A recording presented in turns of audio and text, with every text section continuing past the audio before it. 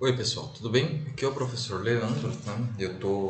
Nós estamos ingressando agora na última parte da nossa disciplina, tá? Então a gente vai falar aqui sobre fisicoquímica da desoxidação do aço e a gente vai começar aqui com uma aula introdutória só para meio que colocar um pouco, situar um pouco vocês de onde a gente está exatamente no nosso estudo da fisicoquímica. Essa é a matéria, desculpa, o estudo da termodinâmica metalúrgica, né?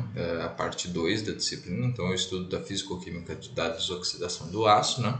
E essa matéria é a mais extensa essa parte é a mais extensa do curso e a última parte do curso. Então nós vamos ter nas próximas 11 aulas, contando com essa, né? Então essa aula mais 10 aulas, tá? A gente vai fazer o estudo da desoxidação do aço, tá?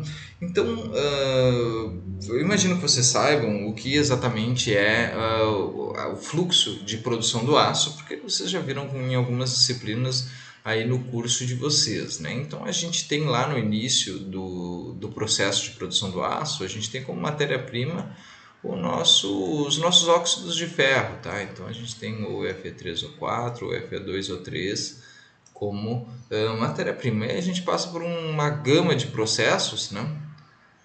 Então a gente vai para processos para obter o aço, né? Durante esses processos, né, lá na redução, por exemplo, então vamos citar alguns processos. Né? A gente tem ali o processo de redução e depois a gente tem o processo de refino, depois a gente ainda tem o processo de lingotamento e às vezes a gente pode chegar e adensar um pouco esse grupo de processos e falar que tem mais outros processos intermediários aqui, por exemplo, quando a gente sai o carro torpedo do alto forno, eventualmente ele passa por desulfuração, então a gente pode colocar isso aqui como um microprocesso aqui entre o processo de refino e o processo de redução, mas grosseiramente a gente vai admitir que a gente tem um processo de redução, refino e lingotamento para obter o nosso aço. Tá? Durante esses processos aqui, a gente vai lidar com vários processos de oxidação e redução. Tá? Então a gente começa reduzindo o ferro, aí aqui na redução a gente acaba obtendo um monte de carbono, tá? E aí a gente vai nessa parte do curso, a gente vai observar um pouco mais o que acontece aqui na etapa de refino. Tá? Então, a redução, vocês vão ver ali em siderurgia como que é feito, os fundamentos e tal. Aqui é importante a gente ver os fundamentos do refino, porque é no refino onde a gente age mais ativamente para modificar variáveis e eliminar impurezas. Tá? Então, a impureza principal que a gente elimina na hora do refino para produzir o aço, vocês lembram lá que o ferro usa tem entre 4 e 4,5% de carbono, né? E o nosso aço, ele pode ter, por exemplo, no aço 1020, ele tem 0,2% de carbono. Então a gente precisa fazer uma intensa remoção de carbono do meu ferro gusa. Né? Então a principal função da etapa de refino é baixar o teor de carbono dissolvido no aço. Entendeu? Então esse é um dos principais objetivos. Tá? E a gente faz isso, tá? Através da adição de oxigênio. A gente sopra oxigênio, então a gente sobe a concentração. Para remover isso aqui, a gente sobe a concentração de oxigênio, né? E aí a gente viu na aula passada, né, que esse oxigênio, em vez de oxidar o carbono, ele provavelmente vai oxidar o ferro e aí vai formar FeO, e esse FeO que vai efetivamente remover através da doação do oxigênio para o banho. Então a gente vai ter aqui uma formação intensa de FeO que vai estar formado na escória. Tá? Então esses aqui são só alguns conceitos básicos do refino que a gente vai apresentar aqui para vocês, tá? E aliás, esses conceitos inclusive já foram meio que apresentados, né? Então a gente vai adensar agora na parte da desoxidação, tá? Então, o que acontece? Quando a gente atinge o nível, né, de impurezas, removidas, né, a gente retira as impurezas de uma forma que eu já tenho um nível adequado, quem que vai efetivamente ser um problema, tá? No fim do refino aqui. No fim do refino, o meu principal problema vai ser que depois que eu removi, por exemplo, o carbono, removi algumas outras impurezas, quem vai ser o problema? O oxigênio que fica dissolvido no meu aço. Tá? Daí a importância da desoxidação do aço, tá? Para eu retirar esse oxigênio do aço. E agora eu vou fazer alguns comentários sobre especialmente a etapa de desoxidação e sobre as consequências da desoxidação, tá bom? Então a aula de hoje vai ser basicamente falando sobre esses assuntos, tá? Então, para a gente propiciar a remoção do oxigênio, tá? Para a gente propiciar a remoção do oxigênio, normalmente o que a gente faz para remover o oxigênio é adicionar um reagente, né? A ideia é remover todo o oxigênio. É evidente que isso é um pouco, né, impossível de ser feito. Nenhum processo ocorre de maneira 100%. Tá? A gente remove o oxigênio através da utilização de um agente, a gente usa um elemento, né? Normalmente um elemento de liga, né? Um agente desoxidante, no caso, ele acaba eventualmente entrando na composição do aço, tá? Mas os principais agentes desoxidantes que a gente tem é o alumínio, tá? E as ferroligas, né? O ferro manganês, silício manganês e ferro silício, tá? Alguns aços especiais a gente tem outras ligas de silício que são utilizadas, tá? Mas essas ferroligas elas são adicionadas por quê? Porque o alumínio, o manganês e o silício. E o silício, eles têm imensa afinidade pelo oxigênio, tá? E eles têm propensão de oxidar, tá? E aí depois a ideia é empurrar esses caras para a escória, tá? Eventualmente a gente não consegue empurrar esses caras para a escória, tá? Então